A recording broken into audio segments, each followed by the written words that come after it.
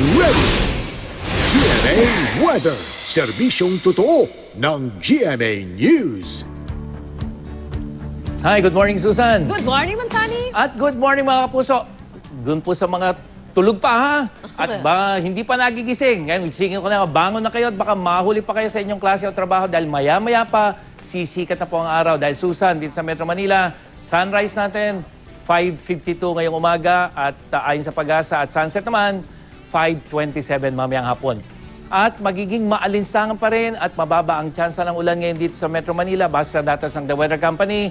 Tsansa ng ulan 5% mula umaga yan hanggang sa gabi. At yung ating init factor 38 degrees Celsius. Maalinsangan po yan. At sa ibang bahagi ng Luzon, asahan pa rin ang mga pagulan dito sa may extreme northern Luzon, dyan sa may bahagi ng Cagayan o Cagayan Valley hanggang dyan sa may Quezon Province. At dito sa may Palawan, meron pa ring trough ng low pressure area pero unti-unting gumagalaw yan kaya pagdating ng hapon, mas maaliwalas ang panahon dyan. At dito sa may Bicol Region, asahan pa rin yung mga mahihinang pagulan.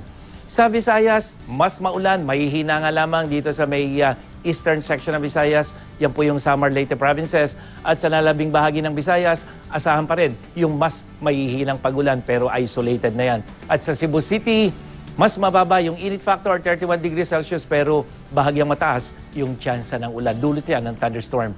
Sa Mindanao, may mga mahihinang pagulan dyan sa lugar ng Zamboanga Peninsula. Pero dito po sa may ARMM, dyan sa may Socsargen, lalo na sa Caraga at Davao Regions, asahan na ang mga pagulan maghapon yan, sanhi naman ng mga pagkulog at pagkidlat. Davao City, ngayong araw na ito, 70% at 60% ang tsansa ng ulan mula hapon hanggang sa gabi. Kaya mga kapuso, I am ready kayo sa mga pagulan. At ang init factor natin, 36 degrees Celsius, Susan.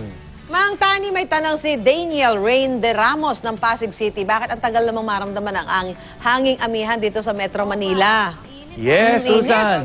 Daniel, hindi pa naman kasi kasagsagan ng amihan, Susan at Daniel. Ay, pwede ba ako mag-live sa Tagaytay? Pwede pa rin. At yun nga lamang ha, yung amihan kasi, nagsisimula pa lang, kasisimula pa lamang eh. Okay. Ang kasagsagan o yung tinatawag nating peak ng amihan, actually, ano yan, mga January, February. Pero huwag kang mag-alala, Daniel, tsaka ikaw, Susan, lalamig dahil sa mga susunod na araw, lalakas na yung amihan. Pero paalala, dahil sa El Nino, hindi natin inaasahan yung napakalamig at napakatagal na paglamig dahil nga maapektuhan ng El Nino yung lakas ng hanging amihan.